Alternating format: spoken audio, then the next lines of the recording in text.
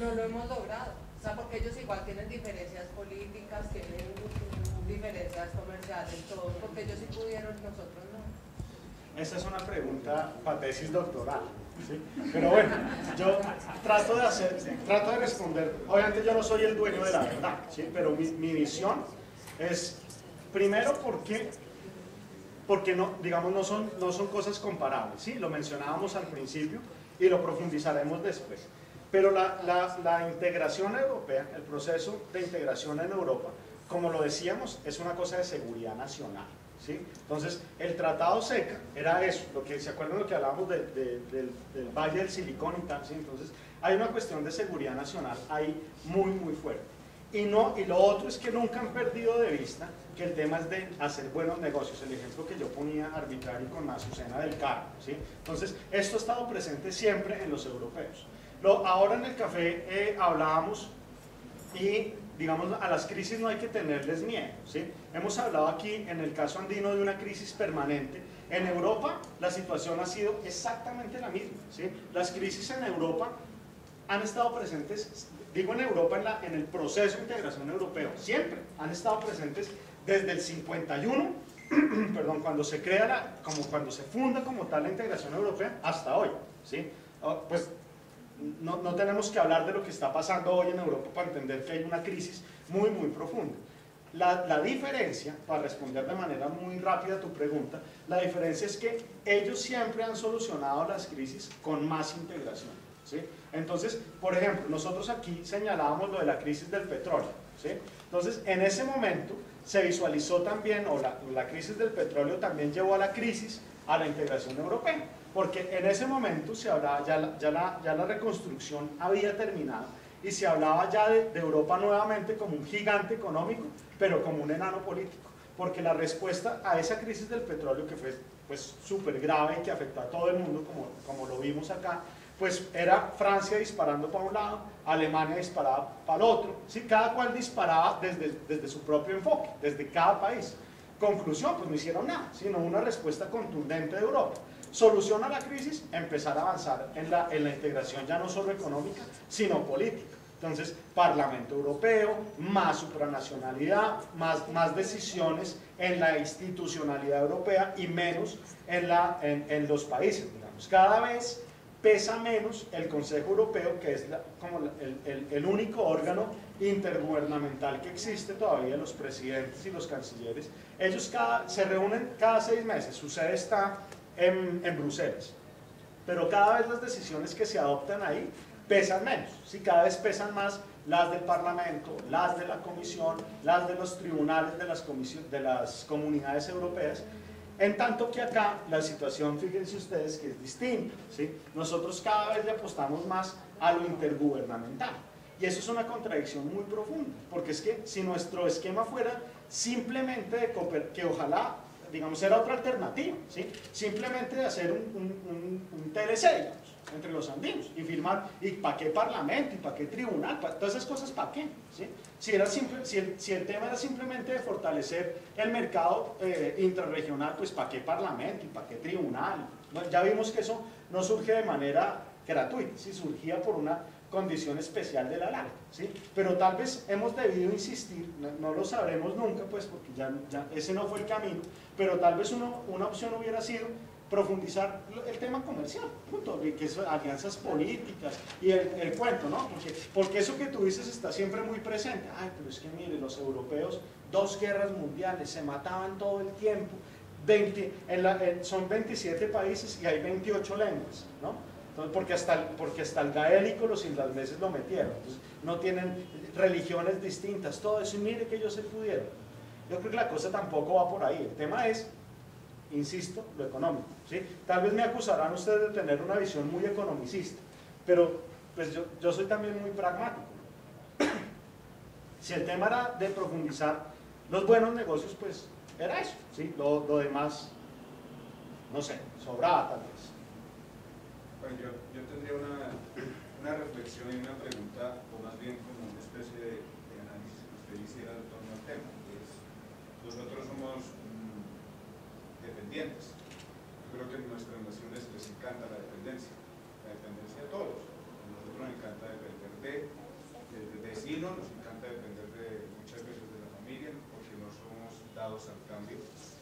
rápidamente para tomar decisiones y salir adelante. Entonces, una decisión que pueda afectar o beneficiar a un país, nos demoramos mucho dándole vueltas precisamente por esa misma actitud leguleya y burocrática mediocre que tenemos en muchos casos. Entonces, usted va al Congreso de la República y lo más absurdo y lo más estúpido que hay es el Congreso de la República de Colombia y tal vez muchos congresos, en donde se centra en un debate de control político para hablar de un tema y cada parlamentario, cada congresista, cada representante o senador hace el discurso de su líder y dice las palabras que nunca ha dicho en tarima, las dice allá, pero nunca llega a nada. Pero somos dependientes de, creo yo, somos dependientes de relaciones desde la misma familia frente también a lo macro, a lo que es la vida de comunidad, a lo que no somos capaces de proponer. Y cuando proponemos, entonces no actuamos. Y cuando proponemos, no desarrollamos. Porque para ideas, los colombianos, para ideas, nosotros tenemos las ideas. Nosotros podemos abordar las supermas en calzoncillos. Nosotros somos unos duros para eso. Pero el problema es la dependencia de, creo yo, que es parte también de nuestros países. Y si usted se pone a analizar, hemos estado dependientes de. Entonces dependíamos de lo que hiciera Bolívar en su momento y Santander, como yo que no les gustaba porque o no tenía mejores ideas o las ideas eran diferentes, entonces venga yo me le tiro todo el proceso, que más o menos, o sea, siendo arbitral en mi opinión, porque tal vez no soy quien para criticar a Bolívar, pero hoy en día somos así, y eso es lo que nosotros somos, dependientes de, entonces dependemos de algo. Ahora, en torno a la reflexión actual de lo que es la Unión Europea y lo que somos nosotros, creo que esa misma dependencia nos ha llevado a ser inmaduros políticamente hablando. Entonces nosotros vamos al vaivén de las cosas. ¿Qué pasó con Álvaro Uribe? Con Álvaro Uribe lo montamos allí, yo voté la primera por él, lo montamos allí por lo que era en su momento el ataque agresivo a la FARC frente a una sociedad civil que estaba maniatada, no tanto la sociedad civil, sino el común de la gente que estaba maniatada y no sabía qué hacer, entonces lo subimos. Pero cuando nos dimos cuenta que el elefante no era bueno, entonces, no, miremos a ver cómo hacemos y entonces ya, y se cambió la cosa. Claro, usted tiene derecho a cambiar de opinión y de solución, pero eso somos nosotros, no vamos al vaivén de las circunstancias. Pero no tenemos políticas claras, no proponemos políticas claras en torno a lo que somos nosotros en el país, no nos conocemos a nosotros mismos como nación. Nosotros no conocemos la historia del vecino, nosotros no conocemos quién vive al lado, nosotros no somos capaces de analizar muchas veces y de conocer el entorno, pero sí queremos hablar del país. Claro, que cualquier ciudadano tiene derecho a hablar, pero eso hace parte de nuestra forma de ser. Creo yo que eso nos pasa como país, mientras que no reconozcamos lo que somos como tal, los potenciales que tenemos, pues vamos a salir adelante. Imagínense ustedes esos tres países unidos, bueno, Chile, pero Bolivia, Perú, Colombia, ahora lástima que Venezuela no está por muchas cosas. A mí no me importa el régimen como tal, lo estoy viendo como país. No, por supuesto, ya es que sí hay que verlo además, porque más allá de si estamos de acuerdo con Chávez o no, eso es una... No, es que nosotros unidos seríamos una maravilla, pero no hemos podido solucionar nuestro problema. Y entonces ya hay muchos en el proceso de paz, que no, eso es proceso de paz, ¿para qué? Si uno escucha a la gente hablar, yo consigo que hay mucha gente que se ha afectado con el proceso de paz, por la guerrilla, claro que sí. A mí no me ha tocado directamente el conflicto, pero sí nos ha tocado a todos. Y indirectamente nos han dado una patadita por lo menos del conflicto. Pero y... No, de acuerdo, digamos, obviamente siéntense ustedes en la libertad de, este es un espacio académico, obviamente cada cual tendrá sus opiniones, yo soy, digamos, muy reiterativo en eso. Lo que yo dije acá, pues el 90% de las cosas son opiniones y son opiniones mías.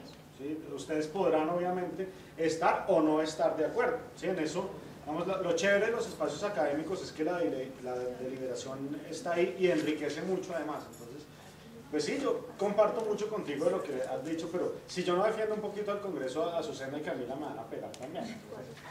Yo simplemente lo que tendría que decir al respecto es que, digamos, digamos, no hay que tenerle... No, de acuerdo. Lo que pasa es que muchas veces, y en eso, insisto, yo defiendo al Congreso, y creo además que los medios de comunicación tienen una, digamos, ustedes que son comunicadores, yo creo que tienen una gran responsabilidad ahí, ¿sí? nada más popular que darle palo al Congreso, aquí y en cualquier país del mundo, ¿sí? O todo lo que tiene que ver con político, ¿no? Y es una tristeza además, ¿no? Todo lo que el político, el Congreso, eso es visto como algo malo hoy en día, ¿no? Debería ser, no, seguramente, y si cubres el Congreso, pues con más veros, ¿sí? Pero digamos, lo que quiero decir es que finalmente los parlamentos son eso, parlamentos, para parlamentar, ¿sí? para que se echen discursos, digamos, ¿sí? Yo no creo digamos, que un discurso largo sea, eso es forma, digamos, a mi humilde modo de ver, ¿sí? El tema, y en lo que sí estamos de acuerdo, es cuando eso se queda ahí, ¿sí? Cuando eso no logra trascender. Bueno. Sí, yo creo que aquí lo más importante, tampoco, o sea, decimos que es un espacio democrático y pues cada uno tiene su opinión, pero el tema es que pues tampoco nosotros vamos a defender el tema del Congreso, sino uno lo que defiende es la institucionalidad, eso que es lo más importante, en el caso pues de cualquier país, ¿no? Por supuesto. ¿Sí? Y lo que hay que aceptar es que una democracia no sería democracia sino un Congreso. A mí también, en lo personal, esos intentos de reducir los congresos unicamerales, a mí en lo personal no me gustan. Yo prefiero los congresos grandes y los congresos bicamerales, porque lo otro se suele tender más a una especie, y especialmente en América Latina, que tendemos con tanta facilidad a los presidencialismos, ¿sí? Entonces eso se tiende a convertir muy fácilmente en una especie de mesa directiva que los ejecutivos manejan muy fácilmente. Entonces, pero insisto, mi opinión personal, me gustan más los congresos grandes, bicamerales, numerosos, que eso vale plata, sí, sin duda, pero es que la democracia también tiene un costo. Sin congreso no hay democracia, así de simple. Pues, tú y tú. Bueno, yo quería preguntar, cuando nos hicieron la exposición, una cifra que me sorprendió y es cómo se distribuye dentro de la parte andina, en la parte comercial, la manufactura, y decía que el 70% era formal, ¿sí?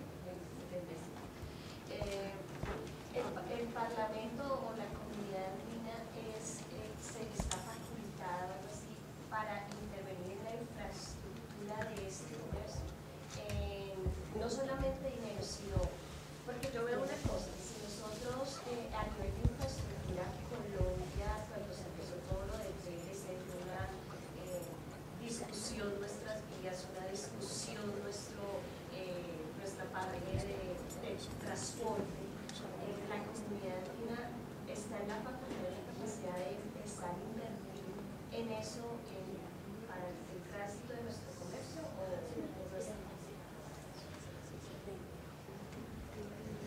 Pregunta compleja, porque sí y no, ¿sí?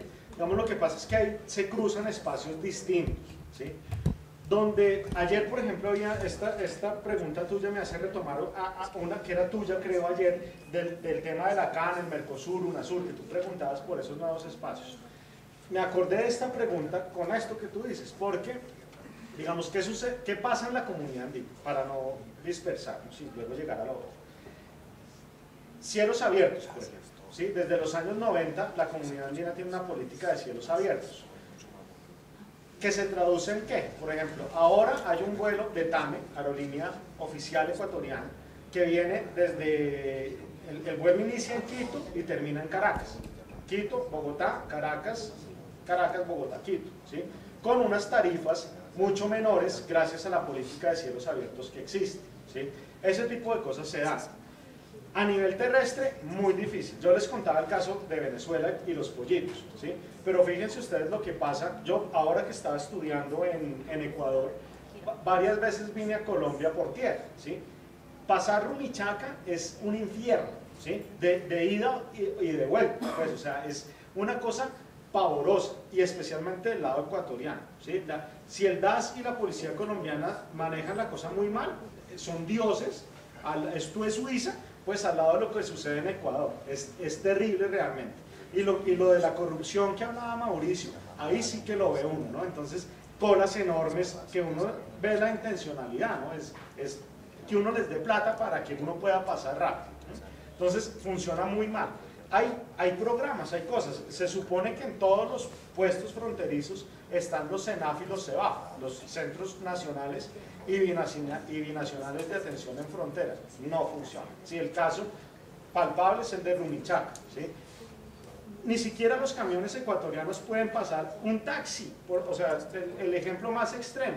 Si yo estoy en Ipiales y quiero ir a Tulcán, me toca coger un taxi de Ipiales hasta Rumichaca, bajarme, sacar los corotos, la maleta, la vaina, pasarlo a un taxi que me lleve desde Rumichaca hasta Tulcán. O sea, eso no le cabe en la cabeza a nadie, ¿sí? Si yo estoy en Bruselas y me voy para París, me fui de Bruselas a París y ni me enteré. Nunca vi una frontera, no le tuve que mostrar el pasaporte a nadie, no tuve que cambiar plata, pues porque ya está el euro, ¿sí? Aquí no puedo irte Tulcán a Ipiales en un mismo taxi si quiero. Entonces, hay unas restricciones todavía muy profundas. Y en el tema marítimo, esta estadística es particularmente sorpresiva, ¿sí? Porque ahora, por ejemplo, nosotros hablábamos en el café del tema de la competitividad, y tú también lo resaltabas en tu pregunta, ¿no? De los TLCs, y claro, lo que tú dices es absolutamente cierto. Cuando se empezaban a discutirlos, yo me acuerdo las discusiones académicas y técnicas cuando se empezaba a negociar el TLC con Estados Unidos, todo el mundo hablaba de la agenda de competitividad, ¿no? Y de las carreteras y tal. Entonces tenemos que rogarle a Dios y que se alineen los planetas para que no haya derrumbes en Buenaventura, ¿no? Y para que el camión pueda pasar la línea. O sea, a estas alturas del partido todavía sin túnel en la línea, ¿no? Entonces, pues ahí tenemos un rezago muy, muy importante.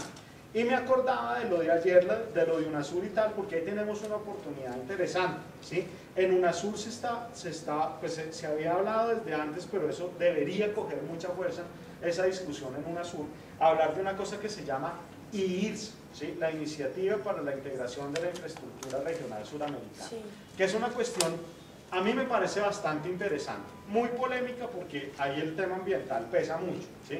Pero ahí estamos pensando no en soñar en un ferrocarril entre que yo me pueda subir en un tren en Bogotá y me pueda ir para Buenos Aires, es una utopía, ¿sí? Pero sí que interesante sería unir el Pacífico y el Atlántico. Entonces, claro, esto tiene digamos que Brasil, que es un tema también de mucha discusión, ¿sí? Porque Brasil definitivamente es un líder que no quiere ejercer su liderazgo, ¿sí? Pero si Brasil fungiera como líder de la región, pues qué bueno sería poderle facilitar la salida al Pacífico a Brasil, ¿sí? Que se convierta en líder, pero que todos podamos sacar provecho de eso, ¿sí? Que Venezuela, Venezuela no, que los que tenemos costa en el Pacífico, Colombia, Ecuador, Perú, pudiéramos darle facilidades a Brasil. Eso está ahí, claro, el tema ambiental es complejo, que la Amazonía, tal, pero digamos es un tema que al menos debería discutirse, ¿sí? Por esto que tú preguntas.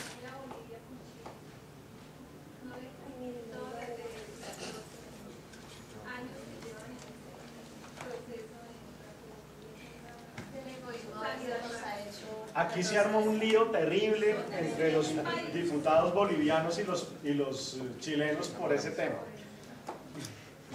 Súper complejo. Pero primero estabas tú, qué pena. Pues con ese panorama que nos ha contado esta mañana,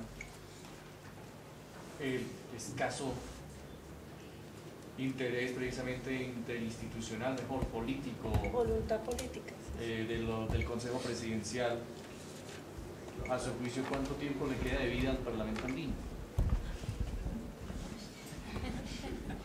No, buenísima la pregunta, porque yo soy absolutamente optimista, ¿sí? Les adelanto cosas para dentro de 15 días, ¿sí? Pues perdóneme, porque es que vemos un Evo Morales, Bolivia está aquí, pero del lado de Venezuela, vemos a un Correa del lado de Venezuela, más aliado de otros grupos, de otros acercamientos. Pareciera que la comunidad andina se está simplemente resquebrajando de alguna manera, y a excepción, o si no es por esas dos instituciones financieras que usted menciona, esto ya hubiera dejado de existir hace mucho rato. Yo te respondo con un ejemplo real, ¿sí? En los años 80, cuando se negociaba el ingreso de España y Portugal a la Unión Europea, quienes fraguaron ese ingreso de España y Portugal fueron fundamentalmente Felipe González, PSOE y además, como todos sabemos, de la parte bien de izquierda del PSOE, ¿sí? Felipe González hablando con Helmut Kohl, ¿sí? Lo más radical de la democracia cristiana alemana, o sea, derecha e izquierda, bien derecha e izquierda, ¿sí? Y se logró sin ningún inconveniente y de manera muy exitosa el ingreso de España y de Portugal a la Unión Europea. Yo menciono simplemente esto porque digamos a que Bolivia tenga y Ecuador tengan un esquema de desarrollo distinto no debería ser una preocupación, porque para hacer otra vez el ejemplo con Azucena y el carro se nos vuelve importante. Yo soy capitalista, Azucena es comunista, ¿a mí me importa eso para poderle vender el carro a Azucena? Creo que no, ¿verdad? Lo que importa son otras cosas, ¿sí? Ahora bien, también, digamos, no hay que ser radicales tampoco, ¿sí? Las visiones políticas distintas definitivamente afectan, de hecho han afectado, ¿sí? Venezuela en última se termina saliendo por eso, ¿sí? Pero ahí otra vez la pregunta tu pregunta de ayer se nos volvió importante, lo de UNASUR. UNASUR no es todo lo que ustedes quieran menos integración económica, pero eso no quiere decir que UNASUR no sea importante, porque UNASUR puede ser una válvula de escape para solucionar problemas políticos muy importantes, que se quieren dar, que Chávez y Uribe se caían muy mal, vayan de ese palo a Bariloche, ¿sí? Pero no hagan retaliación comercial, por ejemplo. Que invadimos, no quiero obviamente entrar en el debate, ¿sí? Pero que se produjo lo de Angostura en Ecuador, solucionenlo en UNASUR, ¿sí? Pero el tema comercial no se afecte. Fíjense ustedes que lo de Angostura, nosotros rompimos relaciones diplomáticas con Ecuador, pero nunca tuvimos retaliaciones comerciales, como sí hubo en Venezuela, ¿sí? Lo que quiero decir es que con UNASUR puede servir para eso, ¿sí? Entonces hay que darle el espacio adecuado a UNASUR. Ahora, yo te decía al principio que yo soy absolutamente optimista, yo creo que esto nunca se va a acabar, porque es un tema de supervivencia, ¿sí? O sea, no creo que lleguemos a los niveles de imbecilidad, pues, y de estupidez para acabar con la CAN, ¿sí? Los primeros afectados seríamos nosotros mismos. La Europa de hoy, para cerrar la idea, el euro no se va a acabar, les puedo dar firmado, así diga todo el mundo que el euro se va a acabar, el euro no se va a acabar. Que Grecia vuelva a la dracma, o que Italia vuelva a la lira, o que España vuelva a la peseta, se quiebran al otro día. Pues si Grecia ya está quebrada, volver a sus monedas sería mucho peor todavía. Si la deuda hoy es del 160, volver a la dracma para Grecia sería duplicar eso al 320, eso no se lo van a permitir, se los aseguro, ¿sí? Y aquí la situación no es distinta, es un tema de supervivencia. ¿Estás tú, Lobo? Yo le iba a preguntar algo sobre el Banco Latinoamericano de Desarrollo, cómo funciona y cómo es el aporte, pues, para generar bienestar en el país donde se encuentra, ¿no? O sea, cómo se acentúan esos recursos financieros, por decir algo, cómo es el manejo de esos recursos para generar bienestar, por decir algo acá en Colombia. ¿Van dirigidos directamente al Ministerio de Hacienda o los mandatarios locales, regionales pueden participar de esos rubros para generar un impacto de desarrollo económico local? Las dos cosas, ¿sí? Los jefes, digamos, del Banco Latinoamericano de Desarrollo, de la CAF, son efectivamente los ministros de Hacienda, ¿sí? Hay un presidente ejecutivo que es un boliviano que se llama Enrique García, y efectivamente, y por eso hay que sentirnos orgullosos de la CAF también, ¿sí? Porque el 95% del capital de la CAF sigue siendo plata nuestra. Entonces, es la demostración de que es un poco la visión positiva. ¿Me recuerdas tu nombre? Wilson, perdón. De lo que Wilson nos decía ahora. Yo comparto contigo, ¿sí? Pero no hay que ser pesimistas al 100%. La CAF es un lado positivo del asunto, ¿sí? El 95% de la CAF, que es una institución muy bien calificada por tirios y troyanos, sigue siendo andino, ¿sí? Y son los Transmilenio, es un ejemplo del asunto, ¿sí? Con todos los problemas que ustedes quieran, pero Transmilenio se hizo con plata de la corporación, del Banco de Desarrollo de América Latina. Y las entidades locales también, ¿sí? De hecho, por ejemplo, nosotros estábamos ayudando hace un año a evaluar un proyecto en Perú, por un tema muy complejo de minería no ilegal, que era lo peor de todo, era minería legal en Pasco, en Perú, y era, les ayudamos a formular un proyecto en una ciudad que se llama Cerro Pasco, para crear un hospital, para desintoxicar a la gente que tiene plomo en la sangre. Y eso se hacía, ese hospital sí se va a hacer con recursos de la CAF, ¿sí? Y la exigencia de la CAF es que quien formule y avale el proyecto sea la autoridad local, ¿sí? Entonces, el gobierno nacional está presente cuando es pertinente, o los gobiernos locales también. Hay muchas críticas a la CAF, pueden ser válidas, ¿sí?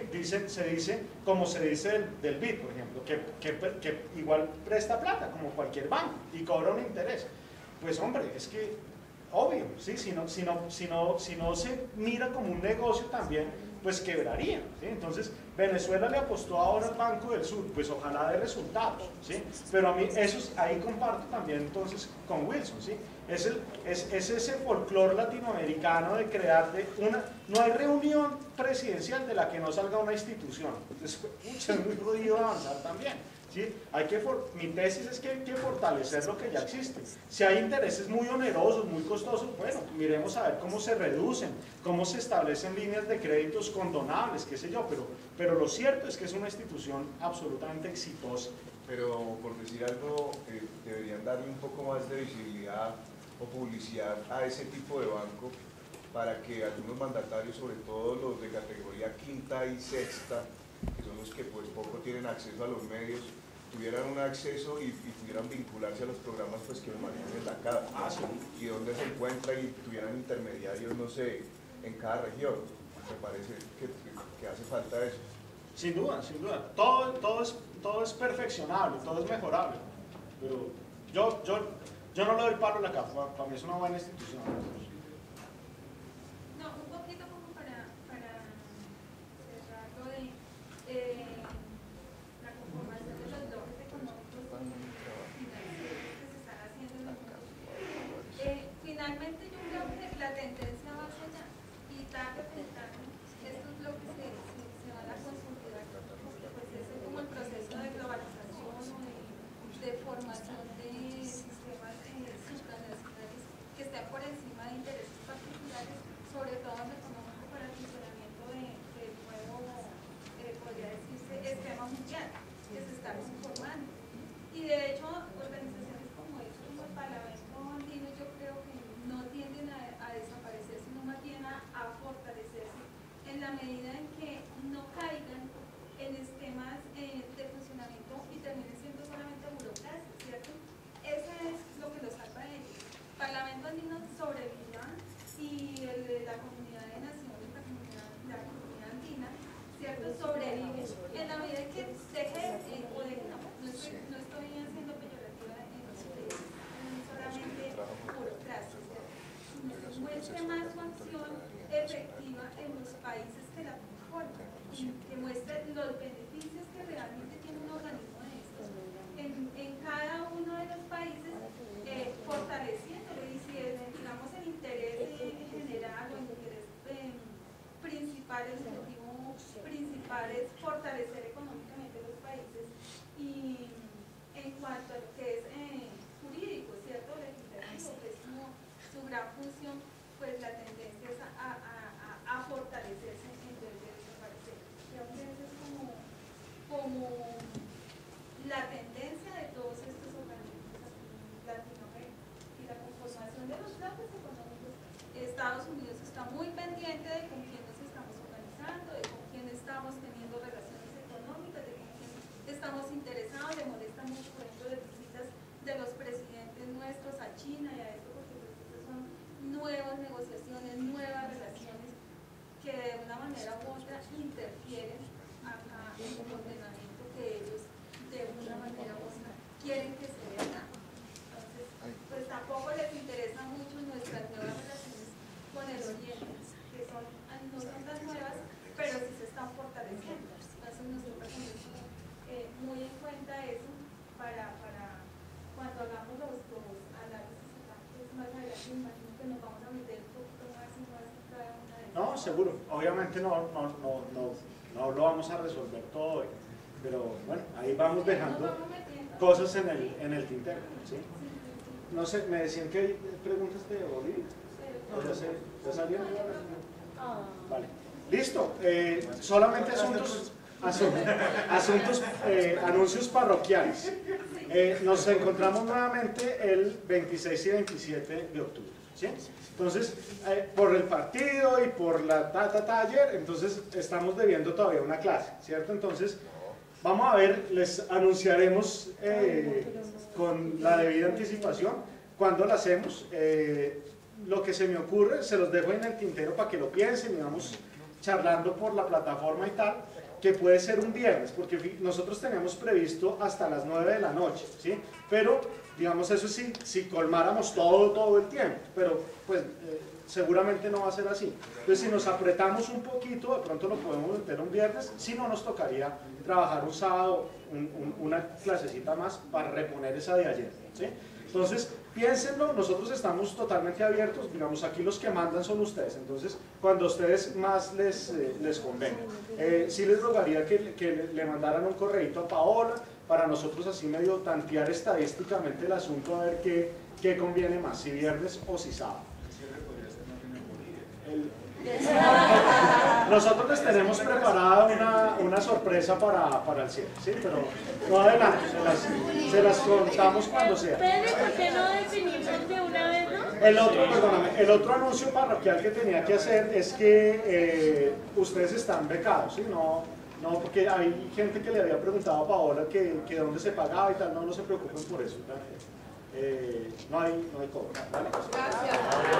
La presencia de ustedes acá es valiosa que cualquier recurso económico. No, pues recordarles que el lunes se empieza ya el curso virtual, ahí tienen los datos del acceso a la plataforma. No van a tener inconvenientes, recuerden que no los van a dejar entrar a la plataforma si no cambian la contraseña. La contraseña obligatoriamente tiene que tener una letra en mayúscula, un número y un carácter, asterisco, numeral, XX. El lunes nos estará dando la bienvenida el tutor virtual de este primer módulo, entonces esperen la bienvenida. Gracias. Muchas gracias. ¿Por qué no definimos eso de la clase de una vez? Si quieren. De una vez, porque después para... Pues hagámoslo el otro viernes de una vez.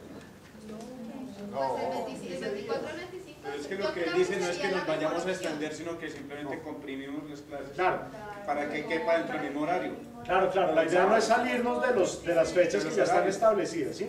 Nosotros nos quedan 2 fines de semana, ¿sí? 26 y 27 de octubre y 16 y 17 de noviembre. La idea es hacerla, esa clase adicional, cualquiera de esos 4 días, no adicionales, porque hay gente, por ejemplo, que creo que tú vienes desde Barranquilla, ¿cierto? Entonces te perjudicaríamos un montón.